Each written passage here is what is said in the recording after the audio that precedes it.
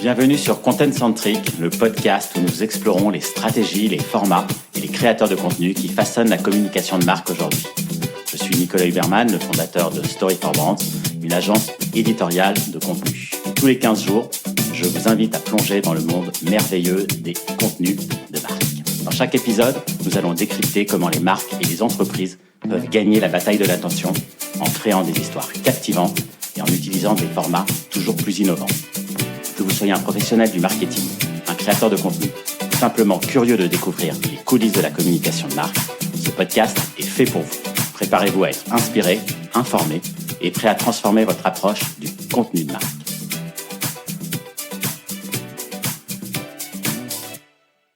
Bienvenue dans ce nouvel épisode de Content Centric. Aujourd'hui, j'ai le plaisir d'accueillir Arnaud Delhommel, qui est le fondateur, cofondateur et directeur général de Réel Média. Bonjour Nicolas. Bonjour. Arnaud a travaillé pendant une quinzaine d'années dans la production de reportages et de documentaires pour la télévision. Il est associé dans la société de production Ligne de Front aux côtés de Bernard de la Villardière, avec qui il a lancé le média Réel Média en mars 2022. Réel Média, c'est près d'1 million d'abonnés en plus de 18 mois sur les réseaux sociaux. Le concept, il est assez simple. C'est un pure player vidéo, généraliste, qui traite aussi bien d'actualité et de sujets liés à l'engagement, aux nouveaux modes de vie et à l'innovation. Je voulais vraiment inviter Arnaud dans ce podcast pour qu'il nous partage son parcours, sa vision du contenu de marque, les formats pertinents en vidéo et surtout comprendre comment le brand content peut aider les entreprises à gagner la bataille de l'attention. Alors voilà, sans plus attendre, on va commencer notre discussion que j'espère passionnante. Il y a beaucoup de choses à dire. Pas sur moi, mais sur les contenus en général. Écoute, Arnaud, merci beaucoup d'être avec merci à toi. Nous aujourd'hui. Est-ce que tu peux te présenter rapidement ? Rapidement, j'ai 40 ans. Effectivement, je travaille avec Bernard de la Villardière depuis une vingtaine d'années maintenant. D'abord dans Ligne de Front, qui est une société de production indépendante, mais qui est un des principaux fournisseurs de reportages et documentaires pour la chaîne M6. On travaille pour d'autres chaînes de télévision. On a fait par le passé des films corporate. On avait essayé avec Bernard de produire les premiers brand content il y a plus d'une dizaine d'années déjà. Je me rappelle d'une émission, on avait un site qui s'appelait lesinfos.com et avec ce site qui avait été transformé en agence de production de contenu, on avait une émission présentée par Mazarine Pinjot dans un café Starbucks et on recevait chaque semaine une personnalité qui venait nous raconter son parcours de son enfance à la personnalité qu'elle est aujourd'hui, les différentes étapes de sa vie, les up and down. Et donc tout ça c'était en partenariat avec Starbucks, c'était diffusé sur Dailymotion et puis en partenariat aussi avec aufeminin.com. Donc tu vois, le brand content on a essayé assez tôt. Ouais. Est-ce que tu peux nous parler un peu de ton parcours avant d'avoir lancé Réel Média ? Alors mon parcours, donc chez Ligne de Front, j'étais rédacteur en chef de sujets d'investigation essentiellement. Je suis associé dans Ligne de Front. Et puis en 2020, avec Bernard et d'autres associés, on a lancé un premier média digital qui s'appelle le Néo, un média des territoires. Et on a cédé nos participations en 2022 pour justement lancer Réel Média. Donc on avait une première expérience dans le digital, une belle expérience, parce que Néo était et est toujours d'ailleurs un média qui connaît un fort succès. Et Réel Média, qui est un média un peu plus généraliste, avec, à différence des autres médias généralistes, et peut-être le ton qu'on emploie, on est toujours à hauteur de femmes et d'hommes, et on met en avant toutes les personnes qui apportent des solutions au niveau de l'entreprise, de la société en général, des associations, des ONG qui s'engagent ou qui innovent dans un monde qui est traversé par des crises et qui fait face à de nombreux défis à relever. Il y a une petite touche d'optimisme. On fait beaucoup de reportages, beaucoup de témoignages. On produit une vingtaine de sujets chaque semaine. Et effectivement, 1 million d'abonnés au bout de 18 mois, c'est une belle réussite. Et puis, des grandes marques qui nous font confiance dans différents secteurs. Donc, ça, on va l'aborder après. Comment tu as atterri comme ça dans l'univers des médias ? Un peu par hasard, pour tout te dire. J'ai grandi dans le Vaucluse. Et pour faire mes études, je suis venu à Paris. J'ai fait des études de droit et pendant mes études, je travaillais à la télévision de la fac parce que j'ai toujours été passionné par l'univers de la radio. D'abord, je voulais travailler dans la radio et puis dans la télévision. Donc, j'ai commencé ce petit démarrage dans une chaîne amateur. Et en cherchant des stages, j'avais beaucoup de mal à trouver des stages, pas de réseau évidemment, donc c'était des envois de mails, de courriers. Et une personne qui m'a répondu à l'époque, je me rappelle, c'est Frédéric Ferrer, qui était animateur de la matinale de RFM, qui m'avait invité à venir le rencontrer à la suite de la matinale. On avait eu le temps de discuter, etc. J'ai pris quelques conseils. Et à cette époque-là, il présentait 2 fois par semaine du téléachat sur M6. Et il m'avait ensuite, il m'avait ensuite invité sur le plateau pour que je découvre les coulisses du plateau. Et quelques temps après, il a lancé un pilote d'émission qui était en mix entre le téléachat et puis de l'interview de personnalités. Le pilote a été tourné. J'ai fait partie de ce pilote. Il m'a proposé d'être chroniqueur sur ce pilote. Et puis l'émission n'a pas vu le jour. Et puis par contre, j'ai été repéré par des gens de M6 Boutique pour présenter des émissions. Donc j'ai fait ça pendant 1 an. Et puis après, je me suis reconverti dans la création de programmes. Donc je travaillais un peu avec différentes sociétés, notamment en Belgique, en France. J'ai développé un pilote de jeu. Et de fil en aiguille, j'ai rencontré Bernard par des connaissances qui cherchait à cette époque quelqu'un pour présenter un film institutionnel pour l'armée de terre, un film de recrutement pour l'armée de terre. Et donc j'ai présenté ce film qui a tourné pendant des années dans les centres de recrutement de l'armée de terre et qui avait pour vocation de présenter les différents métiers, mais avec un côté journaliste. Donc on faisait découvrir à la fois l'artillerie, les chars, la cavalerie, mais aussi un hôpital de campagne. Voilà, donc c'était un peu pour mettre en avant les différents métiers. C'était déjà du brand content. Donc c'était déjà une sorte de brand content, sauf que la diffusion là pour le coup était uniquement dédiée au centre de recrutement de l'armée de terre, mais c'était un plaisir parce que j'ai découvert un univers formidable. Et puis je suis resté chez Bernard et puis petit à petit je me suis mis à faire des voix off, à tourner et j'ai repris ce fameux site lesinfos.com. On a lancé cette émission avec Mazarine et ensuite je me suis vraiment reconverti dans le reportage avec une formation professionnelle au CFPJ. D'accord. Donc ouais, plus dans le journalisme. Ouais. Mais j'ai beaucoup appris sur le terrain. Voilà, j'ai pas fait une école de journalisme traditionnelle, j'ai pas fait Sciences Po. Je suis vraiment quelqu'un du terrain et je pense qu'on apprend aussi beaucoup sur le terrain, évidemment, parce que en manipulant le matériel, technique, on demande aujourd'hui de plus en plus d'ailleurs aux journalistes de savoir un peu tout faire, de savoir tourner, de savoir monter, enquêter, raconter. C'est difficile. On le voit qu'à la télé, il y a encore des moyens. On envoie des reporters avec des caméramans, mais il y a aussi de plus en plus de réalisateurs qui partent tout seuls sur le terrain et ça, chapeau, parce que ils font tout. Ils font tout et donc ils font l'enquête. Alors évidemment, ils sont accompagnés par une équipe de production qui les encadre au démarrage, des rédacteurs en chef, une chaîne qui donne son avis. Mais le journalisme est un métier en pleine mutation. En tout cas, le journalisme qui est pas écrit, le journalisme vidéo, parce que tout simplement, on n'a pas forcément le budget pour envoyer des équipes comme avant, composé d'un preneur de son, d'un caméraman, d'un réalisateur, peut-être un fixeur sur place à l'étranger. Et puis il y en a qui aiment bien partir tout seul parce que ça crée une relation particulière avec le personnage qu'ils suivent. Voilà. Et on va rentrer un peu sur Real Media. Ouais. Est-ce que tu peux un peu nous présenter ce nouveau média? Ouais. Et c'est quoi sa mission principale? Alors Real Media, c'est un média donc généraliste, à impact. Pourquoi? Parce que dans les sujets qu'on diffuse, il y en a un certain nombre qui ont un impact sur la population, soit parce qu'on a filmé des personnes qui étaient en détresse et les internautes se sont mobilisés, ont réussi à monter des cagnottes, à lever parfois beaucoup d'argent. Je me rappelle de Firouzé, qui est une personne qui a quitté son boulot de comptable pour monter un refuge pour animaux. Elle s'est retrouvée endettée. On a été mis au courant de son histoire, on est allé la tourner, on a diffusé son sujet. Elle a réussi à lever 80 ou 100 000 euros la semaine qui a suivi la diffusion du reportage. Donc la force et la puissance des réseaux sociaux et la mobilisation généreuse des internautes a permis de donner à Firouzé un petit bol d'air, renégocier avec sa banque un échéancier et pouvoir sauver son refuge pour animaux. Donc on a envie effectivement de montrer des choses qui touchent les gens, de faire engager les internautes, pas seulement dans les commentaires, dans les likes, mais aussi parfois de pouvoir se mobiliser pour sauver quelqu'un. Alors après, c'est généraliste, donc on traite aussi évidemment d'actualité, mais je dirais que la plupart des sujets magazines qu'on tourne sont des sujets liés à l'innovation, l'engagement ou les nouveaux modes de vie, et on voit que ça fonctionne très bien. On a diffusé récemment un sujet sur quelqu'un à Boulogne-Billancourt qui a un appartement dans lequel il passe 4 mois et il vit vraiment de façon minimaliste, avec donc c'est l'appartement de 2040, l'appartement du futur. Il nous explique comment on peut récupérer de l'eau, comment on la recycle, comment on se nourrit également. Et c'est une vidéo qui a été vue, peut-être 6 ou 7 millions de fois en 48 heures. Donc ça intéresse les gens, voilà. On est encore une fois dans un monde en pleine mutation et tous ces sujets qui sont surprenants. Notre slogan d'ailleurs, notre signature, c'est laissez-vous surprendre par le réel.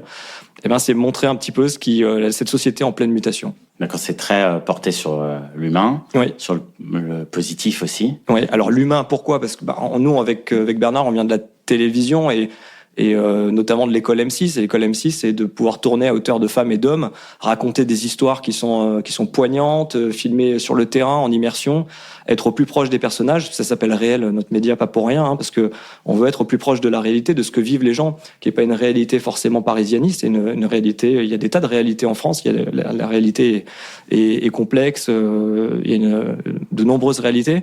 Et donc, on veut mettre en avant tous ces Françaises et tous ces Français qui vivent, qui construisent à leur manière un bout de chemin pour le monde de demain.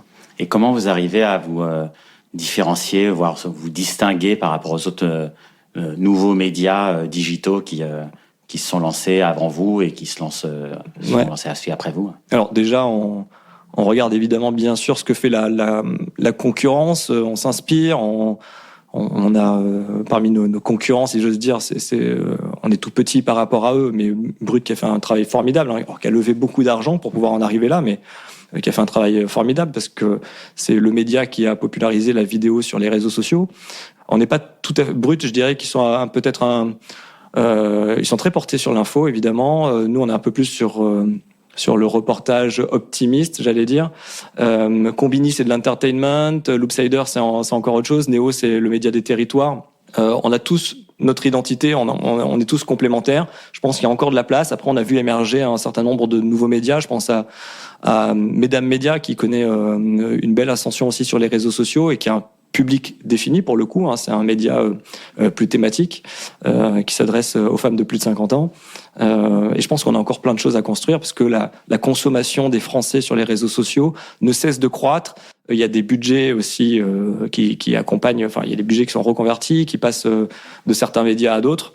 Donc il y a encore de la place, il y a encore des choses à faire. Et puis sur les réseaux sociaux, on a effectivement la majeure partie des Français. C'est super intéressant ce que tu dis sur le fait qu'il y a encore de la place, parce qu'il y a aussi plein de verticales qui sont pas forcément aujourd'hui bien traitées. Ouais. Et qu'est-ce qui t'a vraiment poussé avec ton équipe à adopter cette ligne éditoriale? On a beaucoup réfléchi avant de lancer Réel. On a consulté notamment des gens qui travaillent en agence. On a pris le pouls auprès de marques pour savoir ce qu'elles attendaient. Notre première signature, c'est « Nous sommes tous acteurs du changement ». Donc on a changé l'année dernière pour « Laissez-vous surprendre par le réel », qui est un petit peu plus large et peut-être un peu moins donneur de leçons, parce qu'on veut surtout pas être donneur de leçons. Mais parmi les premiers partenaires qui nous ont fait confiance, et le premier partenaire, c'était l'Occitane en Provence, et on a discuté avec la marque de ces enjeux de communication, notamment pour nous accompagner dès le lancement. Et l'Occitane en Provence a été adorable. C'est des équipes qui nous ont fait confiance dès le début.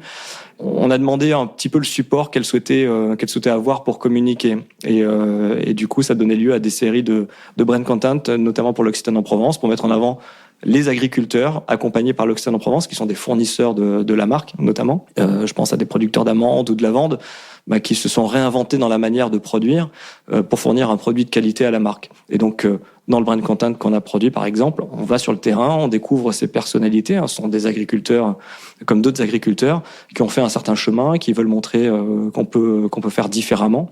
Et donc, il y a de l'authenticité, il y a de l'émotion aussi. On voit des gens qui sont passionnés par leur métier. Et donc, c'est pas parce qu'on fait du brand content qu'on fait de la publicité, j'allais dire. C'est vraiment la différence entre la publicité et le brand content. Le brand content, on a quand même une certaine marge de manœuvre. Et c'est ce qui me plaît aussi dans ce métier, c'est que Réel Média, on a peut-être 90-95% de sujets éditoriaux. Le reste, c'est du brand content. Mais le brand content, on discute avec la marque est à l'écoute de nos recommandations aussi, parce qu'on connaît notre audience et notre média. On travaille avec les agences, et ensemble, on arrive à faire des sujets qui sont regardés parfois des millions de fois, même en organique. Je pense à un brand content qu'on a fait pour le Conseil supérieur du notariat. On a filmé Maxence, qui est un employé d'une étude de notaire chez Maître Fortier et qui est trisomique, qui nous explique son quotidien au cœur de l'étude. Et ce sujet est poignant. La vidéo a été vue plus de 10 millions de fois sur les réseaux sociaux, en organique. Donc c'est quand on raconte des belles histoires, des histoires qui sont authentiques, on arrive à faire de l'audience, et parfois même faire de l'audience pour des marques, alors que c'est du brand content. Mais on raconte pas des salades, on est dans l'authenticité. Et comment vous arrivez, c'est quoi votre méthode pour essayer de sortir vraiment l'authenticité des intervenants que vous avez choisis? Le casting. Moi, j'ai été à l'école M6 avec Ligne de Front. On a beaucoup produit pour M6. On produit toujours d'ailleurs pour M6 et pour d'autres chaînes. Mais Pour M6, je me rappelle qu'à une époque, on était un des principaux producteurs d'une émission qui s'appelait 100% Mag, qui était en access prime time. On produisait peut-être 200 ou 250 sujets par an, donc il fallait une équipe de journalistes qui font du casting, qui lisent la presse, qui arrivent à trouver des personnages. Donc le casting, mais encore une fois, on va chercher du casting authentique, mais après on s'attache à l'histoire, on s'attache au parcours de vie de ces gens qu'on va tourner, et puis on part tourner quand on peut montrer quelque chose à l'image, parce qu'on fait un métier d'image. Donc on évite les interviews de fauteuil quand on est sur le terrain. Après on a un format qui est en studio, qui est plus posé sur des témoignages forts, d'histoires, parfois de résilience. On a eu des très très belles histoires. Mais quand on part sur le terrain, on part sur le terrain au bon moment, et puis on prépare notre tournage. On écrit le déroulé tel qu'on l'imagine après avoir passé un coup de téléphone, voire plusieurs coups de téléphone au personnage qu'on va tourner. Et c'est une petite trame. Alors il y a les aléas du tournage, il y a toujours des imprévus, des choses différentes, mais on sait que quand on va tourner, il va se passer quelque chose. Voilà. Quand on va tourner, je sais pas, dans un garage automobile, on sait que ce jour-là, il y aura des clients pour quelque chose bien défini. C'est pas des gens à qui on a demandé de venir, mais c'est des gens qui ont prévu de venir faire réparer leur voiture. Voilà, on part pas la fleur au fusil, mais comme à la télévision d'ailleurs, quand on part à l'étranger pour des sujets d'investigation, on pré-enquête beaucoup, on discute beaucoup avec les personnages, on essaie de comprendre, on regarde, on cherche de l'information sur la situation, voilà. Comment c'est organisé chez vous? Comment vous choisissez les histoires, même les formats? Ouais. Alors pour les histoires, on a une équipe de journalistes. On a 2 rédacteurs en chef qui travaillent avec ces journalistes tous les jours en fait. Donc c'est de l'échange permanent.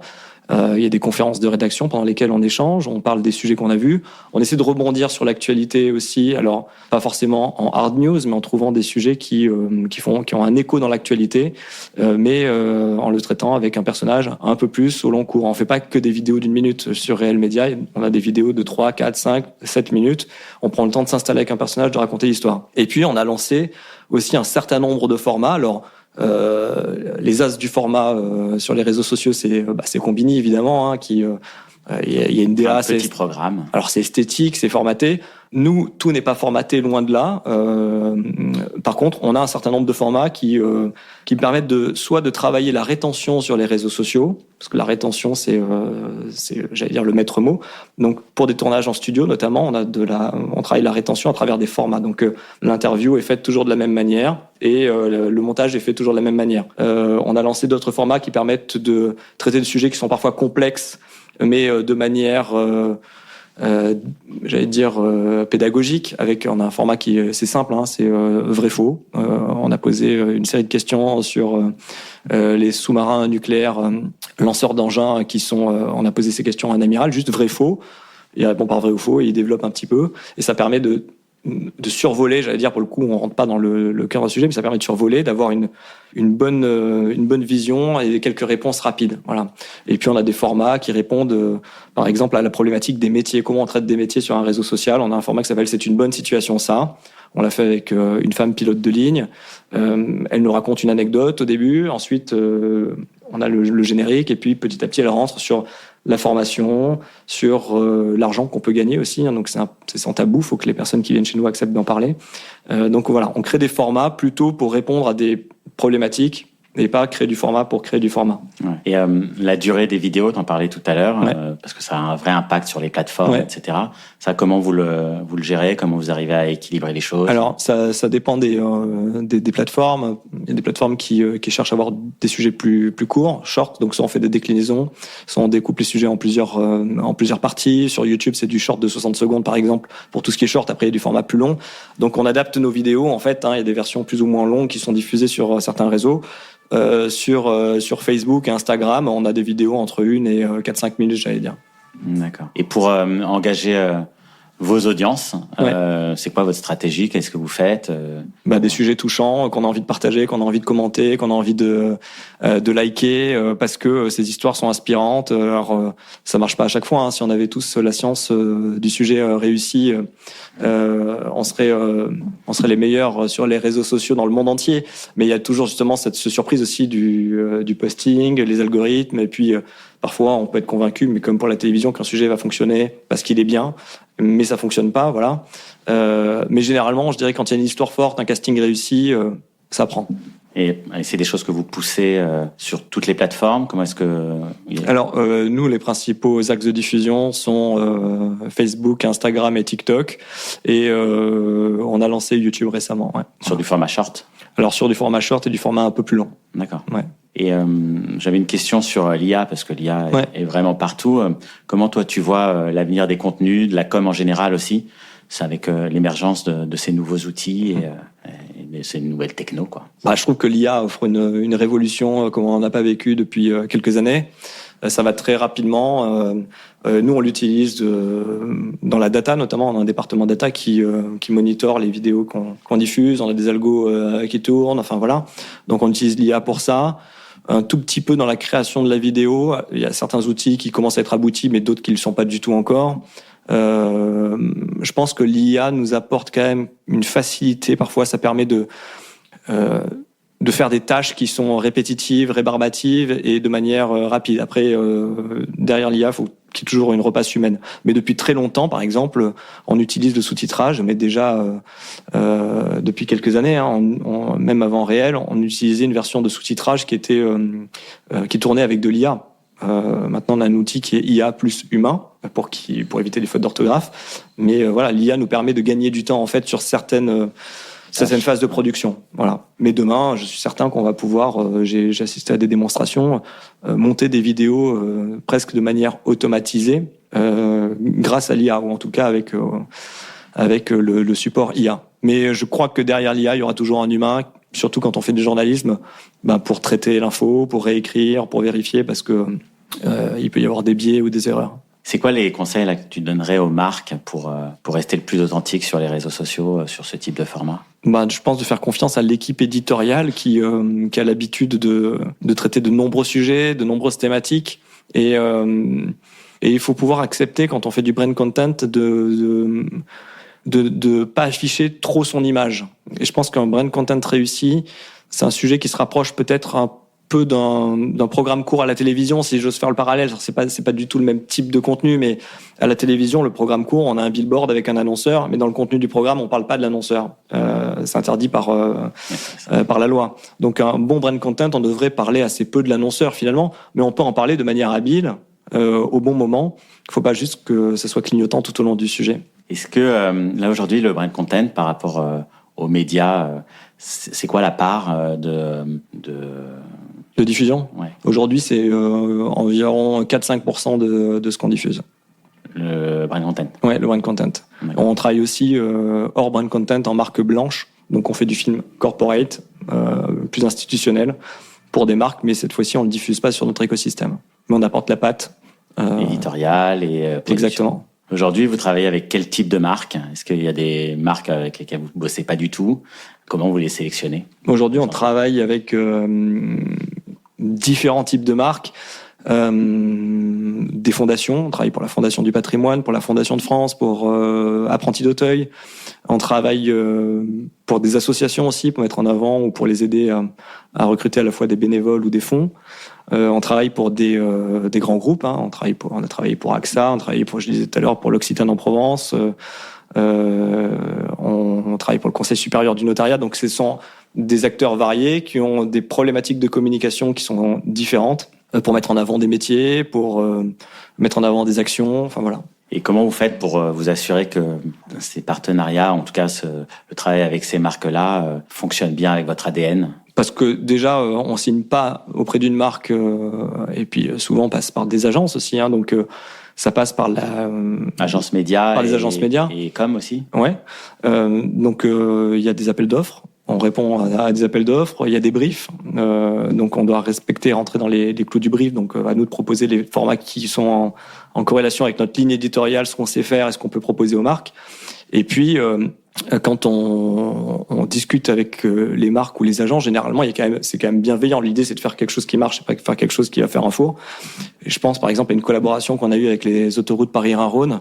L'idée, c'était de remettre en avant un podcast produit par les autoroutes Paris-Rhin-Rhône, des podcasts racontés par Denis Podalides.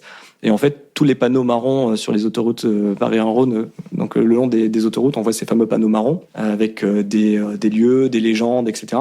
Et Denis Podalides raconte, à travers une série de podcasts, certaines histoires qui se cachent derrière ces panneaux marrons. Et c'est un podcast qui est super bien produit, qui a été produit par les autoroutes Paris-Rhône, donc je trouve que c'est un type de contenu qui est super premium. Et avec APRR, on a produit 2 vidéos pour mettre en avant ce podcast. Donc, on a raconté notamment l'histoire de Tom Morel, qui est un résistant du maquis des Glières. Et on explique qu'on peut retrouver cette version plus longue dans un podcast raconté par Denis Podalides. Et d'ailleurs, je vous invite à écouter ces podcasts qui sont vraiment superbement réalisés. Et en termes d'indicateurs de performance, c'est quoi les KPI que vous regardez absolument et qui sont utiles aussi pour les marques pour montrer que la campagne était un succès? Alors, nous, on s'engage sur un certain nombre de vues.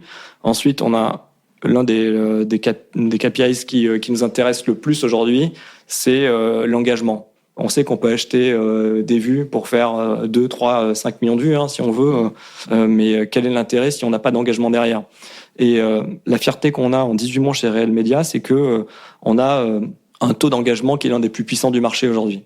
Donc, on sait que quand nos vidéos sont vues, elles sont commentées, likées, partagées. Et ça va tout à fait dans le sens de ce qu'on veut faire, c'est être un média qui a une efficacité, qui a un impact, qu'on fasse du brand content ou des sujets éditoriaux. Est-ce que tu as un exemple d'un projet ou d'une vidéo qui a eu vraiment un impact Je sais que les vidéos, par exemple, les vidéos éditoriales, tout à l'heure je parlais de Firouzé qui a levé 80 000 € en une semaine derrière. Ça veut dire que c'est des internautes qui ont vu cette vidéo, qui ont réussi à donner de l'argent, enfin sortir de l'argent pour aider ce refuge pour animaux. Récemment, on a fait un sujet sur Maoudé, qui est une mère de famille qui vit dans un appartement au premier étage et qui a 2 filles handicapées et il n'y a pas d'ascenseur. Donc on a tourné la vie de cette famille et on comprend que elle doit porter ses filles au premier étage quand elle doit sortir, quand elle doit rentrer chez elle. C'est super lourd pour une maman, c'est compliqué d'avoir à gérer ça. Cette vidéo a été vue des millions et des millions de fois et récemment elle a reçu la visite d'Aya Nakamura. Donc et puis il y a eu je l'ai vu celle-là. Des centaines de milliers d'engagements sur cette vidéo. Donc forcément, on est content d'avoir un impact derrière sur la vie de cette femme qui trouvera un appartement qui sera plus adapté à ses besoins. Selon toi, les médias, comment ils peuvent-ils être toujours aussi pertinents, mais aussi plus en phase avec ces publics? Alors, il y a 2... moi, je crois beaucoup à l'authenticité et pas oublier les gens, j'allais dire, ordinaires, c'est-à-dire les gens qu'on représente peut-être parfois un peu moins ou qu'on voit moins. Il faut pas oublier qu'il y a des gens qui ont du mal à boucler les fins de mois. Il faut pas oublier qu'il y a des gens qui se battent tous les jours pour faire bouger les lignes en matière d'environnement, d'écologie, etc. Et je pense que l'authenticité, c'est vraiment le maître mot. Et je pense à 2 choses là qui me viennent en tête. On a vu les candidatures à l'Arcom récemment et deux projets ont été retenus. Je pense à celui de Ouest France et de CMI. C'est des projets qui ont beaucoup mis en avant le mot vrai, l'authenticité. Et Ouest France, les territoires, enfin voilà.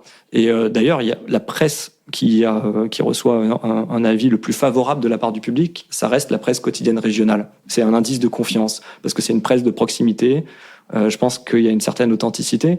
Mais je crois que les grandes chaînes, comme peuvent l'être M6, font déjà ce travail. M6, depuis des années, met en avant la vie des Français à travers des émissions formidables qui rassemblent des millions de personnes.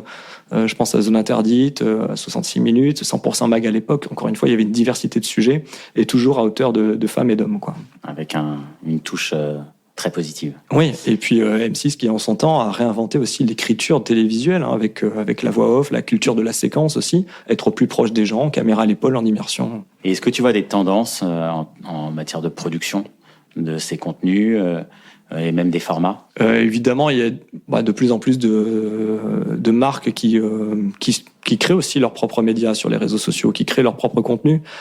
Je dirais que la complexité, moi j'ai vécu une époque où il n'y avait pas encore tous ces... pourtant, je suis pas très vieux, mais une époque où on n'avait pas tous ces canaux de diffusion qui étaient les réseaux sociaux, et c'était un peu l'apogée du film institutionnel, du film corporate. Et je pense qu'aujourd'hui, il y a quand même une convergence, beaucoup de marques qui basculent des budgets pour pouvoir communiquer sur leur propre réseau aussi. Et quand on fait un brand content chez Réel Média, nous on cross-post généralement avec la marque, c'est pas occulte, la marque est quand même présente, le logo est là, et on cross-post sur les canaux. Donc ça crée du contenu, ça enrichit aussi les propres réseaux sociaux des marques. Et en termes de format, Est-ce tu disais tout à l'heure que, par exemple, M6 en télé avait une façon de faire qui était différente des autres chaînes de télé. Est-ce que là, comme il y a quand même pas mal de nouveaux médias qui se lancent et qui utilisent justement les plateformes, est-ce que tu vois quelque chose en termes éditorial ? J'ai l'impression qu'on a souvent cru que le format court et super cut en montage était ce qu'il fallait faire pour les réseaux sociaux. Et je dirais que je suis pas certain que ça soit le cas partout et tout le temps. Pour 2 raisons. C'est déjà, on le voit quand on a des contenus, des vieux contenus fabriqués pour la télévision qui sont des contenus autant longs, qui sont fabriqués pour pouvoir retenir l'attention des gens. On a des contenus qui sont longs et qui sont postés sur des réseaux sociaux et qui font de l'engagement, qui font de la rétention. Et voire même, j'ai été surpris de voir, enfin surpris oui et non, c'est que des contenus comme ceux de Bataille et Fontaine, qui ont fait un revival d'abord sur les réseaux sociaux avant de revenir à l'antenne dans le groupe Canal, c'est des contenus qui étaient diffusés et qui faisaient plusieurs minutes. C'était pas des trucs super cut. Mais je me rappelle qu'à l'époque où on a lancé Néo, on se questionnait, certaines personnes nous avaient dit oui, il faut faire du cut et tout, puis finalement déjà avec Néo, on prenait le temps de raconter des choses.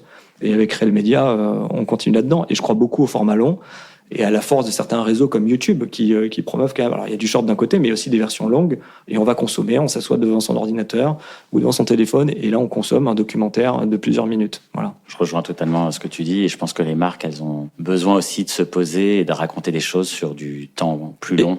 Pour se différencier. Mais... Je te coupe, pardon, mais je trouve aussi que pour faire passer un message en brand content, faire passer un message de manière très courte, j'ai du mal à comprendre. T'as pas le temps vraiment de construire un sujet, t'as pas le temps de t'attacher aux personnages, aux gens.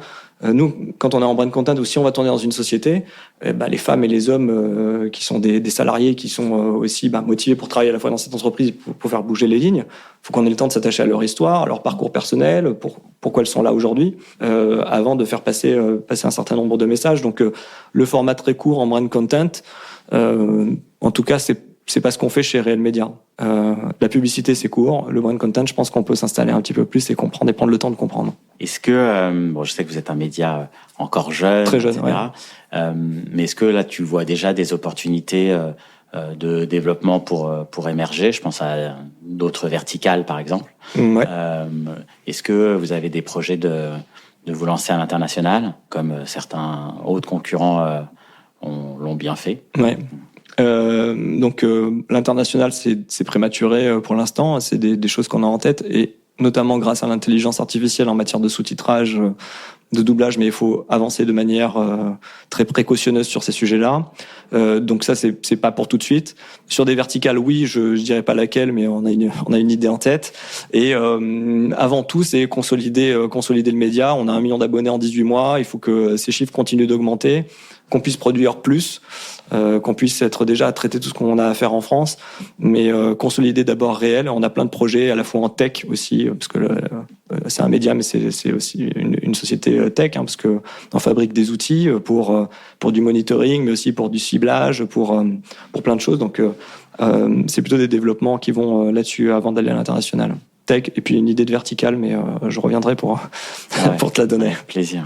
Donc là, ça fait maintenant 2 ans. C'était quoi les grosses difficultés quand vous vous êtes lancé? La grosse difficulté, on a fait une levée de fonds pour nous lancer. Donc la première des difficultés, c'était de convaincre des investisseurs de nous accompagner sur une présentation, en fait, alors qu'on n'avait pas encore un réseau, etc. Donc ça, c'était... mais bon, on a réussi à passer cette étape. Deuxième difficulté, c'était de trouver un premier annonceur pour nous accompagner avant même la diffusion. On a réussi à le faire finalement assez rapidement. Et puis après, la troisième difficulté, c'est se questionner, savoir si ce qu'on propose va permettre de gagner des abonnés rapidement, donc séduire l'audience, ou s'il va falloir changer le braquet, quoi. Et ça, comment vous avez réussi à surmonter cette troisième... Sur la diffusion, ouais. On a testé au début, on a testé les sujets, on a fait des petits ajustements, et en fait, assez rapidement, l'audience a commencé à croître. Et je dirais que aujourd'hui, plus on est gros, alors ça c'est pas forcément partout pareil. Là, on est dans une taille où c'est presque exponentiel. Vous êtes combien là? En gros, on est une vingtaine, mais sur l'audience, y a certains réseaux pour commencer à avoir 10 000 abonnés, c'est compliqué. Et puis aujourd'hui, forcément, on se dit c'est vrai que ça a été compliqué, mais maintenant ça progresse assez vite en fait. Et quand on fait des vidéos qui sont vues des millions de fois, on arrive à croître assez rapidement finalement. Et puis, attends, le point clé que j'ai oublié, qui est quand même un point clé, c'est l'équipe. Quand on constitue une société qui vient de nulle part, donc on a recruté très rapidement plein de gens qu'on connaissait pas, à qui on a fait confiance, qui nous ont fait confiance aussi. Certains, il y a des gens qui ont quitté leur boulot, même dans des chaînes de télé, pour nous rejoindre. Et donc, je pense à l'équipe, parce que si on fait des bons sujets aujourd'hui, que c'est carré, on fait de l'info, donc on donne de l'information. Hein, encore une fois, c'est super. On fait très attention à ce qu'on diffuse. C'est qu'on a une équipe qui s'en donne les moyens, qui est capable, qui va tourner, qui aime rencontrer les gens et puis qui aime faire des sujets qui ont un impact. Et qu'est-ce qui te passionne le plus là dans l'univers des médias et le fait d'être un patron de médias ? Là, j'allais dire que dans les réseaux sociaux, c'est un peu la liberté de pouvoir expérimenter à la fois des formats et des thématiques, que c'est des temps qui sont quand même plus courts que ceux de la télévision. Hein. Là, quand on produit un documentaire de 52 ou 90 minutes, c'est plusieurs mois de travail. C'est donc entre le temps de l'enquête, le temps du tournage, du montage. Parfois, il y a plusieurs sessions de tournage, parfois à l'étranger. Donc, il y a peut-être un peu plus de réactivité dans les réseaux sociaux. Et puis, alors, à la télévision, on a médiamétrie. Mais voilà, et puis c'est une diffusion il y a une diffusion, et puis peut-être une rediffusion derrière. Là, sur les réseaux sociaux, on a aussi la sanction immédiate de l'audience, mais les sujets peuvent avoir une vie qui est plus longue. Et parfois, on voit d'ailleurs des sujets qui ont été postés il y a plusieurs mois, qui ressortent parce que les algorithmes ont décidé de les repropulser à une audience. Et ça, c'est assez passionnant. Et puis une équipe qui est plutôt jeune et travaille dans une bonne ambiance. Pour moi, l'équipe et l'atmosphère de travail est super importante. Et est-ce que tu as, là, dernièrement, découvert un créateur de contenu qui t'a inspiré et tu t'es dit, ce format-là, on pourrait l'adapter à Réel Média ? Non, pas vraiment. Il y a beaucoup de créateurs de contenu et je me suis pas dit on va dupliquer ce qu'il a fait, c'est bien ou pas. Je suis plutôt dans une optique de me dire, et c'est aussi une envie de Réel Média, de pouvoir avoir son propre pool de créateurs de contenu et pouvoir représenter aussi des créateurs de contenu. On a reçu beaucoup de personnes aussi chez nous qui sont des créateurs de contenu et qui ont des dizaines, voire des centaines de milliers d'abonnés, qui travaillent un peu dans leur coin. Et j'aimerais beaucoup, parce que ce sont des professionnels, ce sont des gens qui s'expriment bien, qui ont de l'empathie, et j'aimerais beaucoup pouvoir les intégrer dans certains projets, mais peut-être d'ailleurs faire des choses en cross-postage avec eux. Voilà. Et ben on arrive vraiment à la fin de notre entretien. C'était super intéressant. Je souhaite poser des petites questions un petit peu personnelles, mais toujours autour des contenus. C'est quoi les contenus qui t'ont le plus inspiré dernièrement ? Alors, ça peut être un livre, ça peut être une série, un film. J'ai beaucoup aimé la série Succession. Alors, ouais. Je ne sais pas si tu l'as vu, bien mais sûr, c'est vraiment l'univers des médias. Ouais, alors à la fois univers des médias, et puis je trouve qu'il y a un jeu d'acteurs qui est formidable, avec un scénario qui te tient en haleine, savoir ce qui va se passer, et puis ces tournures d'esprit. Et côté livre, c'est un livre que j'aime beaucoup, c'est de Joseph Kessel, Les Mains du Miracle, parce que dans une période atroce, cet homme qui arrive à manipuler Himmler, c'est pour pouvoir libérer des Juifs, et par son talent. Et puis cette écriture de Joseph Kessel. Donc voilà. Mais récemment, effectivement, c'est la série Succession qui m'a séduit, et je suis allé au bout, alors qu'il y a quand même plusieurs saisons, mais c'est super bien écrit. Ouais, et puis c'est super bien tourné. C'est quoi ta citation préférée dans l'univers de la com ? Alors ma citation préférée, c'est je sais pas si c'est ma préférée, mais c'est une qui a du sens. C'est les deux choses importantes qui n'apparaissent pas au bas d'un bilan d'une entreprise. C'est sa réputation et ses hommes. Les hommes, les femmes qui sont derrière, hein, qui font que l'entreprise tourne, que ça fonctionne, mais aussi que l'entreprise évolue. Et c'est grâce aux entreprises, d'ailleurs, qu'on peut faire bouger les lignes. Et donc, une citation d'Henry Ford. Une citation d'Henry Ford. Et aujourd'hui, là, si on devait parler de ta vie pro et de Réel, mais pas que, hein, c'est quoi le projet dont tu as été le plus fier ? Je crois que je suis assez fier, en fait, d'avoir lancé Réel, parce que c'est un nouveau défi, c'est dans l'air du temps, on est indépendant, on a donné la chance à des jeunes journalistes aussi de pouvoir avoir leur premier CDI. Donc ça, je suis assez fier. Et puis avoir recruté 1 million d'abonnés en 18 mois, ça veut dire que c'est des gens qui nous suivent, qui nous font confiance, qui partagent les contenus. Donc ça, c'est aussi une fierté.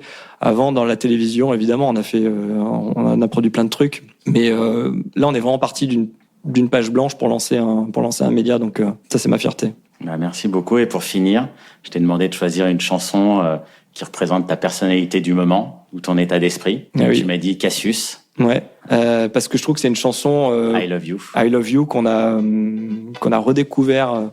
Je crois que c'était, j'ai entendu dans la cérémonie d'ouverture des JO, qui était un moment incroyable qu'on a tous vécu.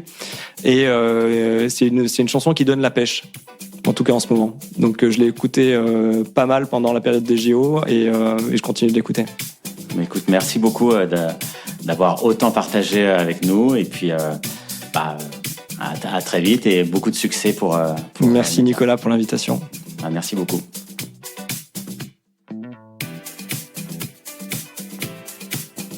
Si tu es arrivé jusqu'ici, c'est que l'épisode t'a plu. Merci de le partager autour de toi et de laisser une note de 5 étoiles avec un joli commentaire. Ça nous aide énormément à avancer et à faire connaître le podcast. Si tu as des projets en stratégie éditoriale ou en production de contenu vidéo et audio, n'hésite pas à contacter mon agence Story4Brands. Au nom de toute l'équipe, on te dit à très bientôt pour un autre épisode.